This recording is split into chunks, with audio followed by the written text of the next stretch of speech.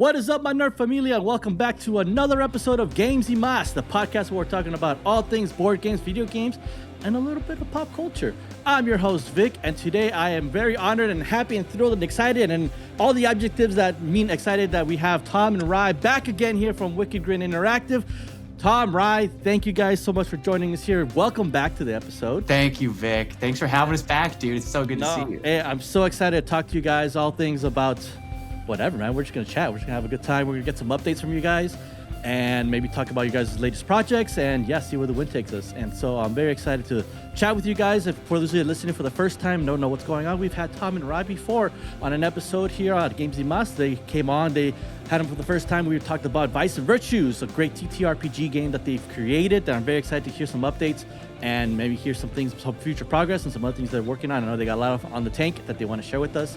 And I'm very excited to share that with you guys. So if this is your first time watching, first of all, thank you so much for watching. Thank you so much for watching, listening, wherever you're listening. You guys can catch us on all socials.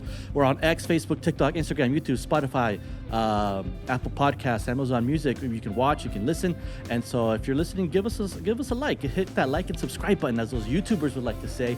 And let us grow the algorithm. Let's grow our nerd familia together, guys. And let's, I love meeting you guys. I love communicating with you guys and just growing the community with it, whether it's from board gaming, video games, or pop culture. So guys, thank you guys so much for watching. And if you guys are regular listeners, welcome back. So I'm very excited here to talk with Tom and Rye. So with all that being said, guys, pull up a chair, grab some dice, y acompáñame a jugar.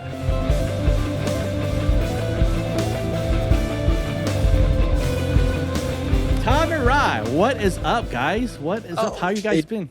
Good to be back, Vic. How are you doing? Oh, dude, man, I am excited to chat with you guys. It's been a long time since yesterday since we saw each other. Dude, it really was like months of not talking or hanging out really, and then all of a sudden we have a podcast hang, and we played MCC last night at Geeky Teas in Burbank. And yes, Tom DMing did a phenomenal job on that. Shout out Geeky Teas. And I had so much fun with you guys. You guys were awesome. Yeah, it's been a hot second since I pulled up a chair around a table. It felt so good to. No, it literally was. Yeah, for me. I know it's been a while since I played some TTRPG. I know we talked about it a lot, but it's like, man, I haven't played actually, and so to get a chance to to hear Tom say, "Hey, I need you to roll D20." I'm like, "Oh, I haven't heard someone tell me to roll D20 in such a long time, dude." I've been begging you, man. I've been waiting for someone to tell me to roll D20 and see what happens. I was like, "Let's go." I've missed this so much, and it was such a blast. Yeah. Shout out to you, Tom, man. Thank you so much for organizing that and hosting it and DMing and we're gonna play some more because I just got my brain. Look at that. He got the divider. Games. So. We're definitely going to play some more. I had a blast. And I agree. I mean, me and Ryan have had our heads down just working on our product. And, we haven't been playing as much as we normally would because we've just been in development mode, just kind of marketing. So it felt great to just go somewhere, get people together, and just game. It Crack was great. A Snapple. Oh, it was so good. Yeah. No, you're totally right though, Tom. We've been in pure dev mode, pure Kickstarter marketing mode, social media mode, and we haven't really gotten to break out the dice in a while. So it felt really good to let our hair down, dude. Yeah. With some other homies too, We had Andy, we had Omar there. That was a good crew last night. No, I agree. It was such a fun time. I mean, I had a blast. I want more. You scratched the itch, bro. Now I have the full itch. Now I'm over here. Jones is like, yo, when are we meeting up again? I got my dice.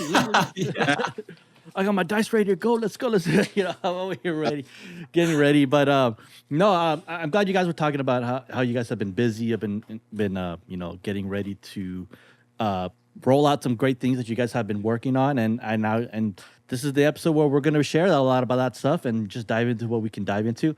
For those that are listening, that we kind of in the beginning we kind of alluded to talking about Tom and Rye have this TTRPG out called Vice and Virtue. Virtues, right? Is it Virtues or Virtue? I always mess it up. that last part. No, you're fine, man. I mean, we just call it Vice and Virtue, but I mean, it's also the vices and the virtues. Yep.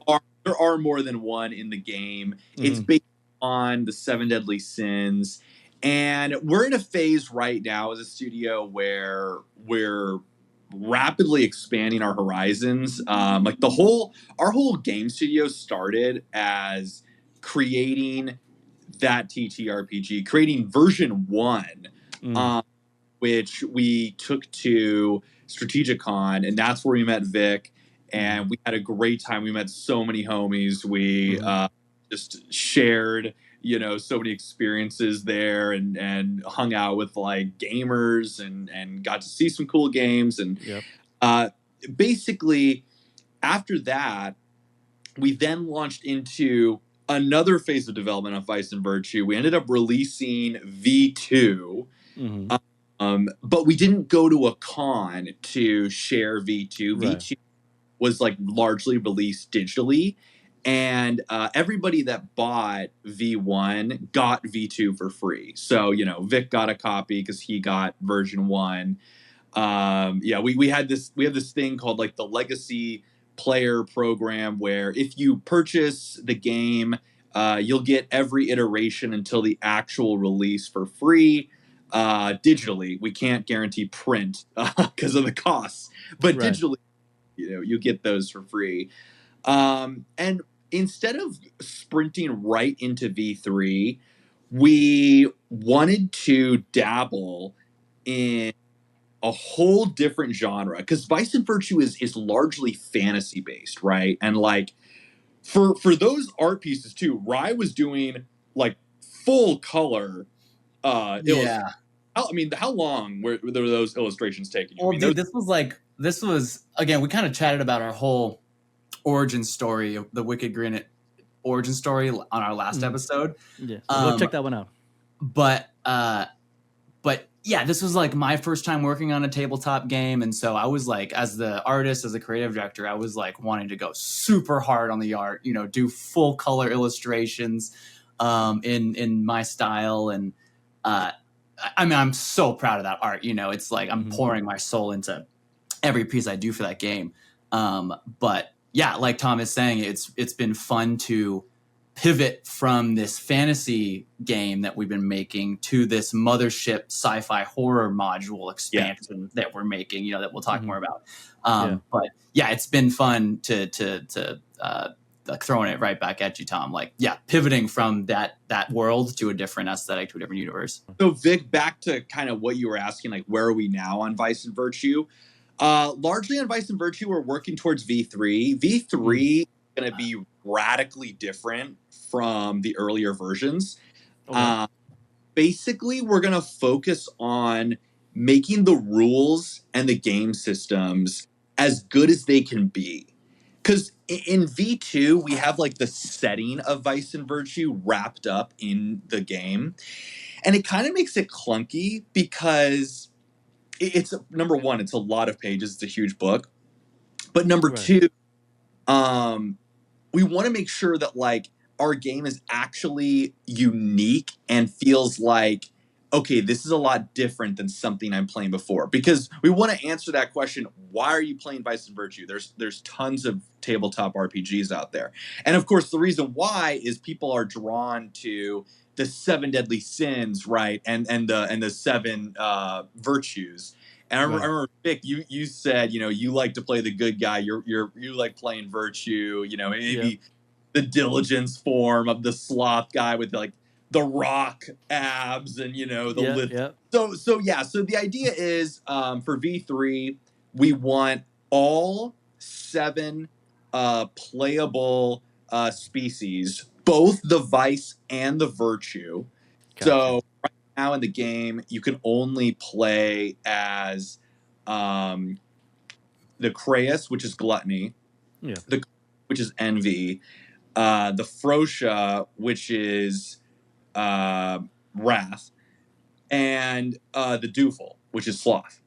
So we want to kind of expand beyond that and incorporate all 7. Okay. And then, focus more on the game systems. Yeah, that'll be our 1.0 release is, having all 7 species with, both vices and virtues attached to each species. And just kind of we're taking everything that we've learned from V1, V2 of this alpha, Vice and Virtue, and now working on this Mothership module for the better part of this last year, and reapproaching the game design of Vice and Virtue, and reapproaching the art, and like all the art will still be in that same aesthetic, but we're just ready to like have a new phoenix rise from the ash on that entire I like that. We were actually inspired by was Mothership. Like, if you get the first edition of Mothership, it has this thing called the Tombs cycle, which is a way of telling stories, a way of telling horror stories.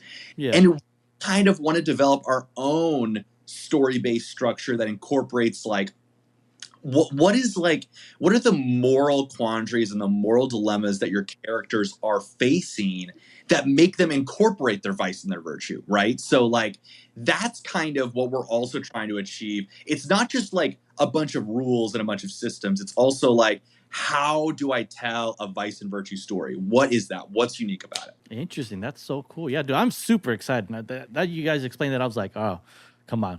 Release it now. Release it now already. Release it now. I need to play this now. No, I'm very excited. Yeah. I know with the versions 1 and 2, we had only a certain amount. And Rye, your artwork is amazing. I have it over there. Bro, oh my gosh, I see it. That is right. So dude, that makes me so happy. I know you gave me 5, but I was only able to fit 2 on there, so I got 2 right there. So no, which one is that? That's Wrath, and which one? I think it's Wrath and the one. Is it the forest one? It has like the girl, and then the rock guy in the back behind her. Oh yeah. Yes. Oh yes. The sloth, right? Yes. That's sloth. Yeah. So I have both of them back out there. I love them. I have the rest. I have the rest are framed, but I just have no space anywhere to place them. Dude, so we got to figure that. But I was like, as long as I got my 2 favorite ones, because those are one of my favorite ones out of the 5. I'm honored, Vic. Truly. So thank you guys. So thank you so much for creating such an amazing game, especially Vice and Virtue. And I know Omar loves it. I know he keeps bugging me about starting running a session. I keep postponing it. I got to run a session. I just keep forgetting. I keep forgetting to send him the character sheets because like I have them and I keep forgetting. So my bad, Omar. I'll send it to you guys. I'll send it to you guys for start session because he's been asking for a session for a long time. So I was like, dude, I can DM a game, man. I can do it. Please do so. Can you please DM a game, please, bro? Oh my gosh, can you please? Lifeline. Yes. I was waiting for Tom to offer. I was waiting for Tom to offer. Do that. Yeah, of course. I'll DM my game. Yes, what kind of game designer would I be if I could not DM my own game? So. Oh yes. Okay, there it is. Okay, we'll I have to move my brain out of like the post-apocalyptic MCC. Oh yes, yeah. And into the fantasy mode. Yeah, you gotta go out from Fallout and you gotta go straight into Skyrim again now. Yeah. You gotta go different stuff like that. It's amazing though. Just to linger on that. Yeah.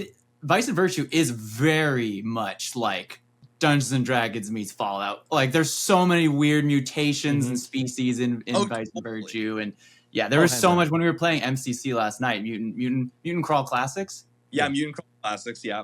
I was just floored by like how much I see the inspiration coming out of this game that led to so many aesthetic decisions for Vice and Virtue. It was a real treat for me last night. It was great. Last night was fun though. I mean, I'm gonna bring it up a bunch of times during this pod because like I just had so much fun. It was great. Yeah. I was getting so much Fallout vibes, bro. I was like, dude, I love Fallout so much, and like this is like a dream come true. Like if this was called Fallout, I'd have as much fun. But like I'm glad it was like Fallout-esque type of thing with the mutants and like crazy ant creatures and like I don't even know what's going on. We had purple ooze everywhere. Half my characters. So much ooze. There was so much ooze. My characters were naked the whole time, but it was cool. They never. Went to get water from a well and got disintegrated. Yeah, by maggots. Yeah, it was. Oh man, just everything just happened. Like everything. Like if they ask you what went down, you're just like you have no idea. Like just everything happened. Just everything happened. Yeah, it flowed so well, man. You got it. So much was accomplished. It was crazy. It was, yeah. There was because we were rolling high. We were rolling a lot of high damage numbers. You kept rolling over, like the average roll for a little bit felt over a 15. I was like, I can't make up challenges that are beyond this. I know. It's like even if I made it harder, you still would beat these challenges. It's so hard. You keep rolling so high. Like I can't make this hard. The only way I'd make it impossible is if you got to roll like a 26 or higher. What I will say is Andy kind of called it out at one point because when we looked at the character sheets, I mean, Vic, you lost 3 characters, right? And I mean, it was a bloodbath. It was a bloodbath. I mean, everyone lost at least one, you know? No, definitely. Yeah, it was very, very From Software-esque introduction of a TTRPG. Brutal I was like, boss battle. I was like, I didn't even leave the first room without losing 3 people already. Like, like, what in the world? What is going on? I'm like, okay, I guess we're in it. We're in it for the long haul. Well, you got Rob back. Though. I did get Rob back. Yes, yeah. It was cool because it made me think. Because I was like, okay, how do I get this guy back from mind control? And I was like, trying all these things out. We're just like, I was like Batmaning this whole thing. I was like, all right, yeah, being a detective right here. So like, while you guys fight off the bee and do all these other things and stuff, it was great, dude. I mean, I can't wait to talk more and share more.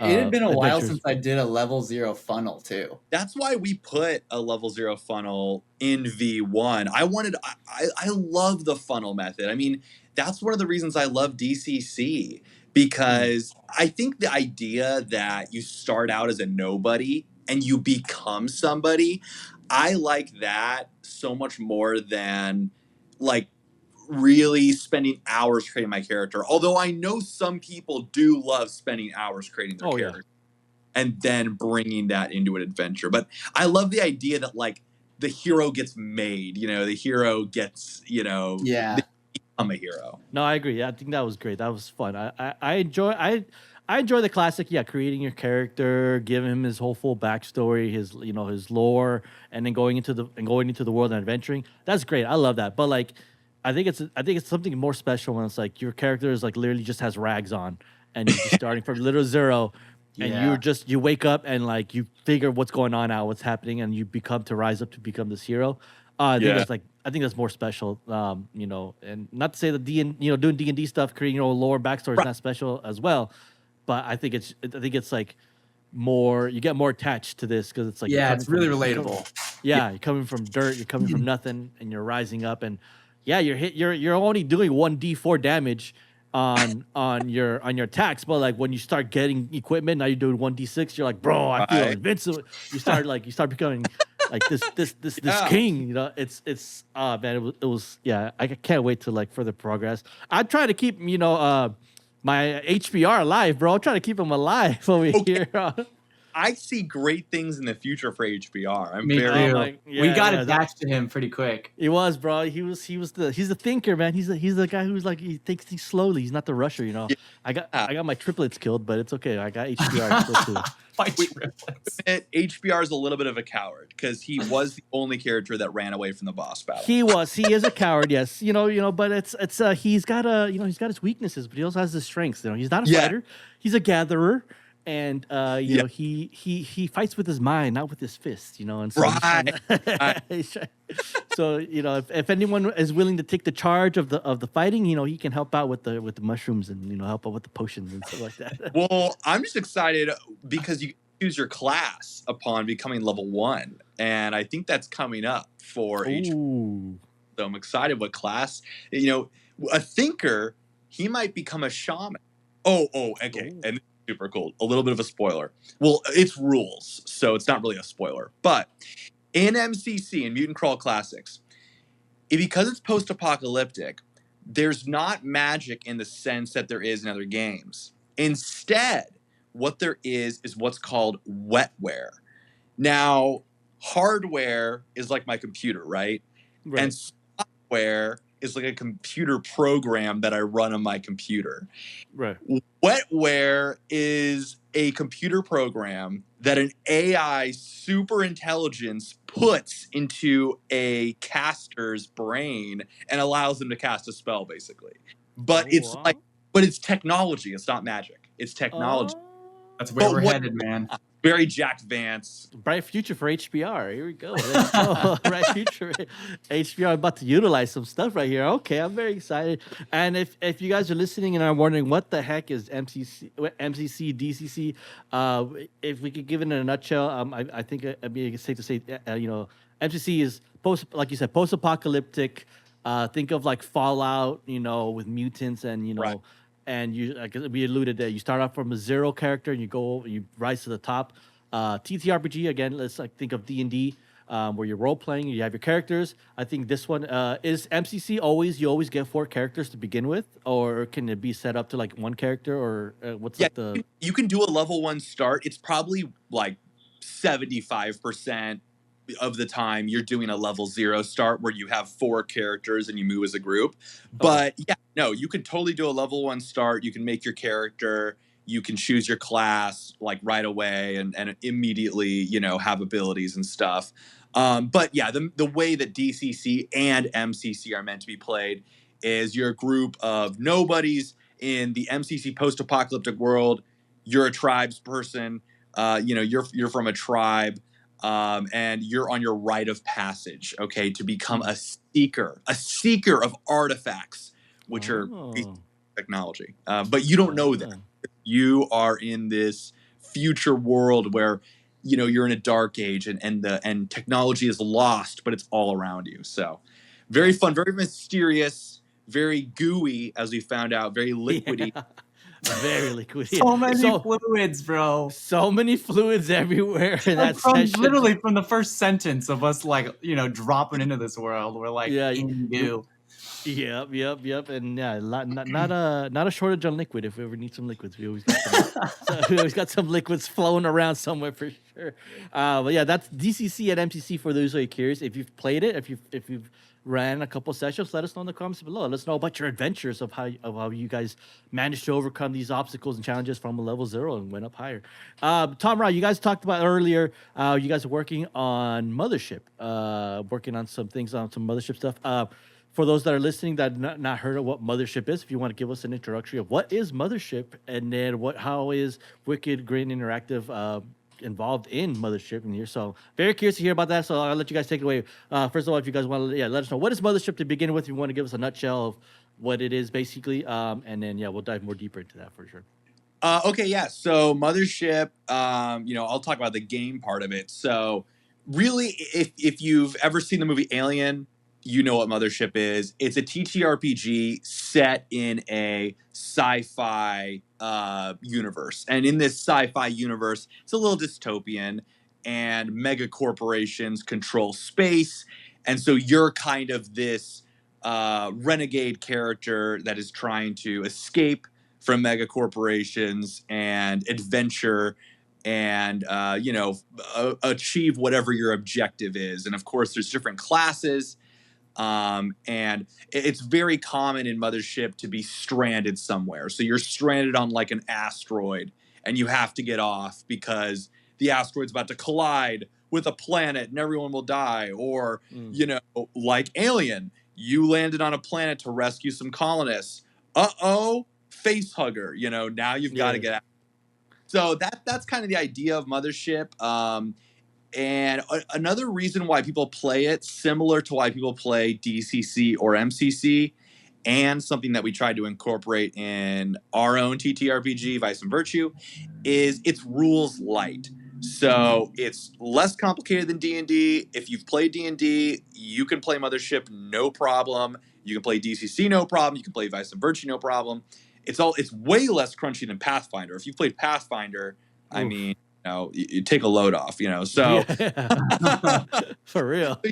So that's kind of the game part of Mothership, and Rye created some really cool art for it. What did you feel like the art aesthetic of Mothership was? It's a lot more like it's very different than like a Vice and Virtue where we're doing full color illustrations. Yeah, the OG art for Mothership is super cool and super eye-catching. Our buddy Andy last night literally bought the box set of it, you know, and we were like flipping through it, and just, you know, the physicals, the zines in that bundle are amazing too. But yeah, no, they went with like this very sketchy, very minimal black and white look, which for this sci-fi horror RPG just feels so right and so unique. And also just like so homegrown, and you know, it's also made by this duo dev team, these two guys, Tuesday Night Games, that just created this beautiful system and this world, and it just popped off. And there's a suit like hugely inspiring for Tom and I as duo, you know, game devs. For sure. Their story is one of the stories that Tom and I talked about right when we were starting Wickedgrin. Is like, oh, that'd be the dream, you know. But yeah, like our pivot from Vice and Virtue, you know, this game that we were talking about earlier, our next big project that we're right in the middle of is this expansion for Mothership called Wicked Worlds. And Tom, you like, if you want to give the elevator pitch for Wicked Worlds, I mean, this was your brainchild to begin with. Tom brought this idea after we did V2 of Vice and Virtue. Right. This has been the big pivot.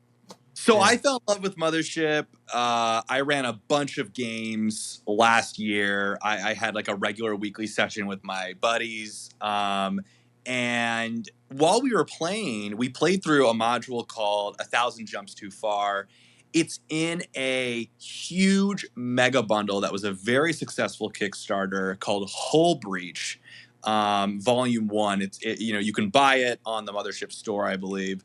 It's amazing. It's a great value. You get like a 400-page zine compendium.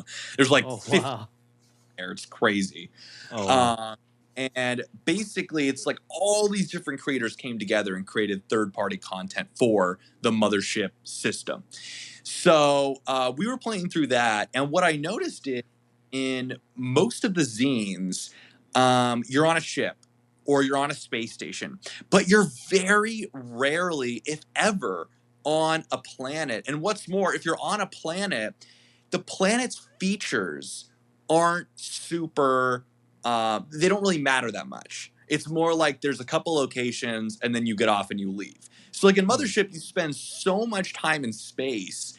And at one point, my players, I had 2 players reach out to me independently, and they both said, like, when are we going to land? One of them wanted to like explore a planet like Indiana Jones, and the other one just thought it would be like a nice change up, or thought about like, what if we could build a base and then we'd have somewhere to come back to as like this home base or something. So immediately I had an idea. Wait a second, we should create planet modules for this game, you know, like actual canon planets in Mothership, because it like number 1 creates a base, number 2 it creates things to explore. And so we did that, and we ended up creating 3 planets, Char, Poseidon, Mycos, and basically they each have like a world biome or flavor. So Char is like a lava planet, Poseidon is like Europa, if you know our own solar system, if you're a astrology or astronomy nerd like me. Europa has like a massive ocean. It's one of Jupiter's moons. And then we have Mycos, which is like a mushroom world. It's like this infested world. So each of them has their own hex crawl map that you can like generate different like terrain features on. And the terrain features all have unique like encounters and items and other cool stuff. So each module, you can like slide into an ongoing campaign. You can make an entire adventure out of it. You could do a one-shot. You know, it could be like a permanent base or just a stop along the way.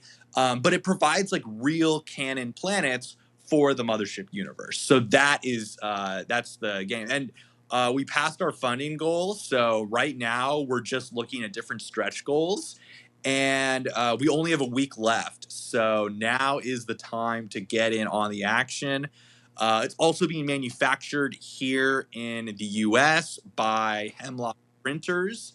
So we've partnered with like a real printing company to bring this best quality. We're actually going to fly out to the printing like warehouse to like sign the books. Yeah.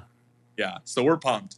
That's so cool. Okay, that's awesome. How did you guys like did you reach out to the development team of Mothership, or did you pitch it to them, or they heard about you and just said, "Hey, what if we did planets for you guys?" And they're like, "Let's go." Or how did I get like started to begin with? Totally. So one thing that I love hobby gaming space is how it's so like open to other people developing content for games and gaming systems. Like I'm sure most of us know that D&D, there was a backlash because they like made their license that they have more restrictive, and so then they ended up putting D&D in the Creative Commons. So like most indie developers, if you're familiar with TTRPGs, your favorite TTRPG is probably subject to some kind of open license where anybody like me and Rye can reach out and ask them permission for free to make a game for their system. And in some cases, you don't even need to ask permission. If it's in the Creative Commons, you can just create whatever you make and then just instantly release it. So Mothership, the way their license work is you have to get permission.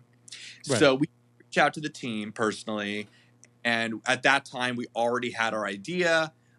We basically pitched them their idea just on like a preliminary basis. This is before we had actually gone to the lengths of doing our whole plan. And they gave us preliminary approval. Then we went into a heavy dev cycle where I was writing all the time. Rye was doing art constantly. It was a lot of work, basically the past year. And when we finally had the finished product, we sent it to them for final approval. We got that final approval, and then we launched our Kickstarter. So it was very easy. Shout out to the Tuesday Night team. If they ever see this, like, thank you so much. This was an amazing experience, and we appreciate your support. And we love your game. You made an amazing game. I'm sure you've been told that, but it is truly awesome. I've had a ton of fun experiences in it. So yeah, that's the whole process. So from start to finish.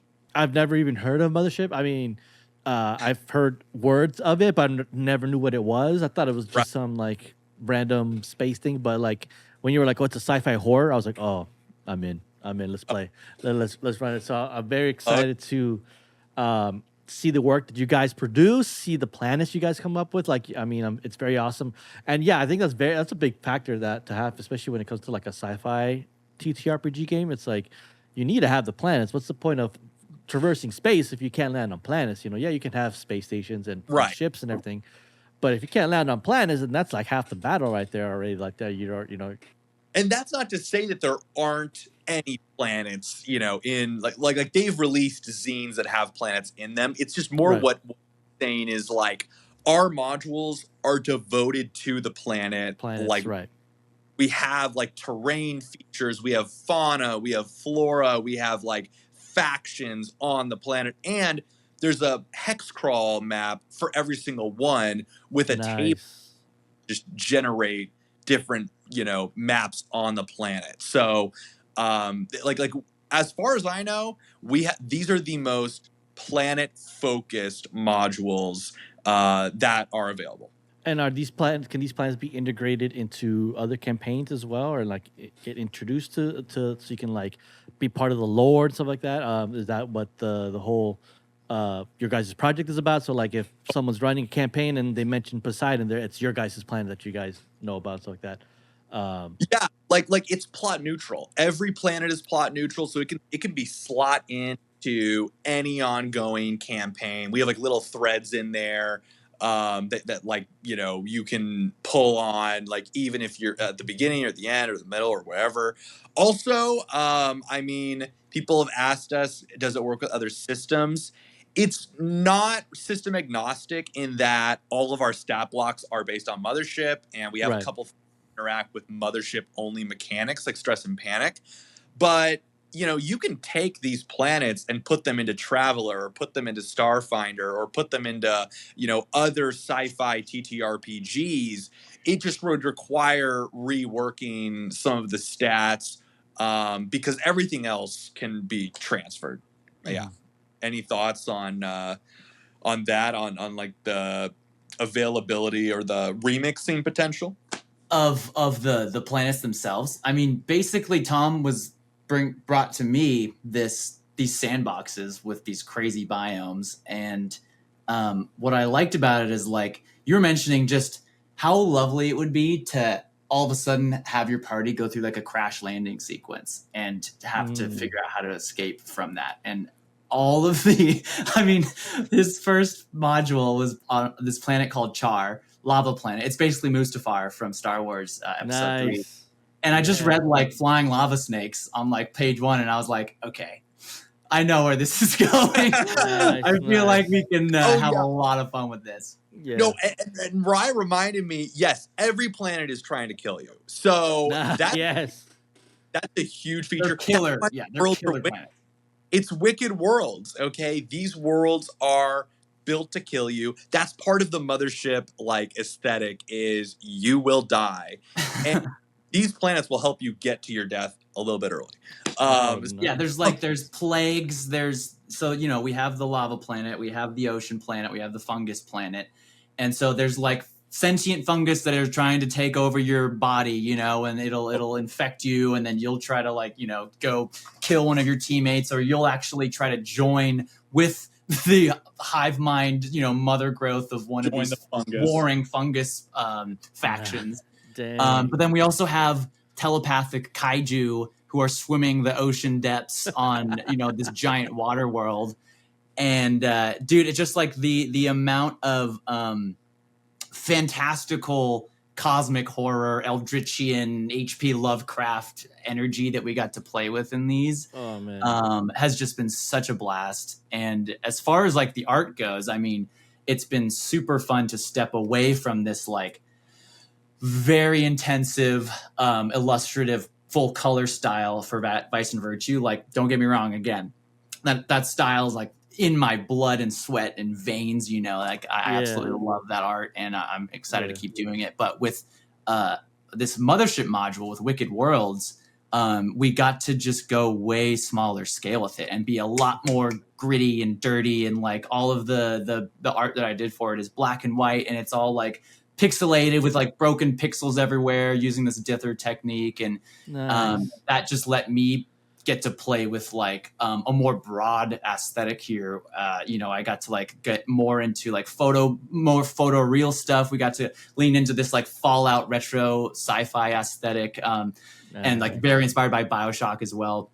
Very tongue in cheek, like, you know, the 50s housewife that's trying to kill you. You know, we have this whole this whole mascot named Wicked Wanda, who is like this massive unlock for the whole marketing campaign. And so I just got to like go crazy with this black and white aesthetic. And so that's been super fun to also build out these zines, because again, this is our first time building a physical product, you know, as a game studio. You know, we're doing purely digital products up until this point. And so now we're like, okay, it's our first Kickstarter. We want to do this right. We want to build out these 3 zines, full color, you know, and have them. We just passed our stretch goal that allowed us to do these platinum coatings on it. So now they're like iridescent, shiny, holographic Charizard zines, you know?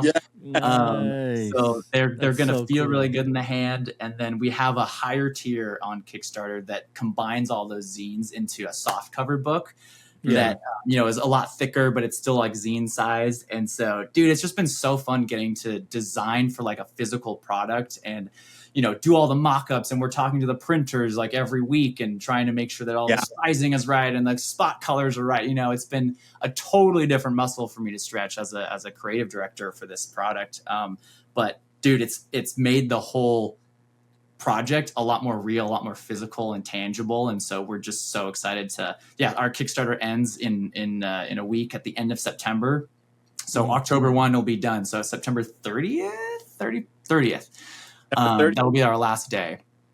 But after that, then we go into full, you know, finishing everything, sending it to the printer. And then, Tom and I are going to fly up to the printing facility to like sign and number all the books. And we have art prints that I did, you know, like we just got to flesh this thing out because it was like a smaller scale project, and it's a sandbox, you know, with this for a rule set that already existed. So we got to kind of just go crazy on the parts of the creative process that both Tom and I are really good at. You know, definitely. I'm very excited to hear more news and more stuff, more developments coming from you guys, from Mothership and Wicked Worlds, right? It's called Wicked Worlds. And, Wicked Worlds. I'm very excited to see what you guys come up with. Kind of more. I mean, you guys have like a whole solar system, a whole universe to play with, and more planets to come up with. I'm very excited with the 3 planets you guys have and the things you can come up with and the artwork. Right, I'm very excited. If you ever come out with like some like frameable artwork, I would love. Oh, to we do. I would love to yeah. have some. I would love to have some signed ones for sure, and to showcase them, because I mean your guys' artwork is great. I mean, I'm very excited for Mothership. Tom, you got to run a session with us one day, because I would love to get into this world and I dive will. in.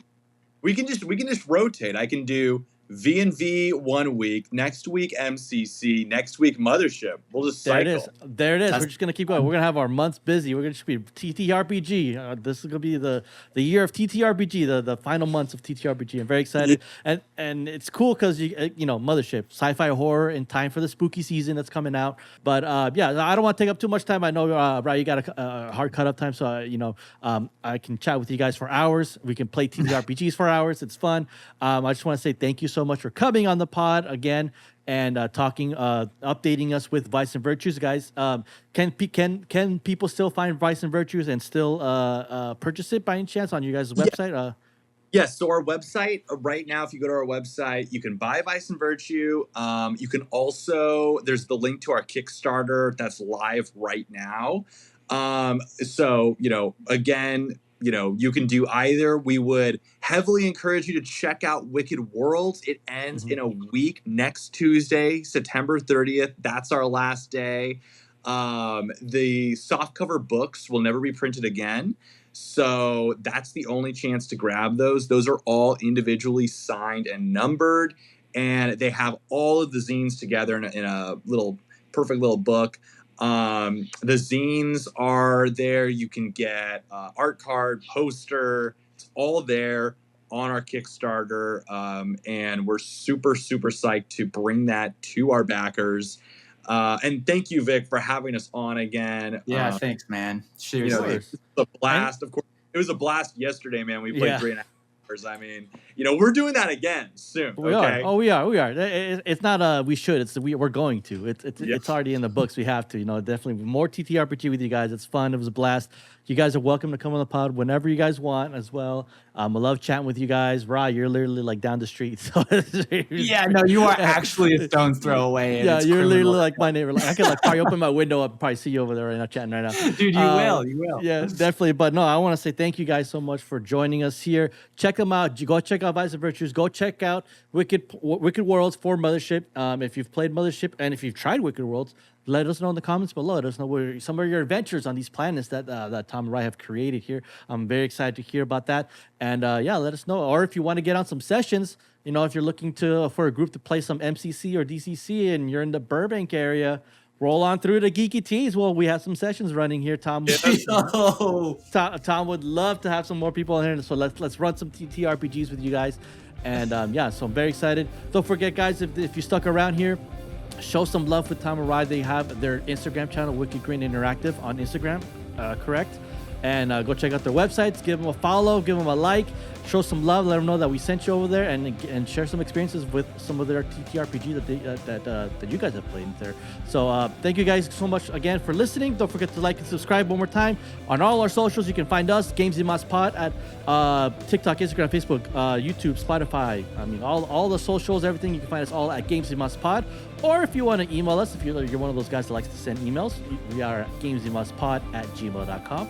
That is gamesinmusspod@gmail.com. And with all that said, nos vemos. A la próxima.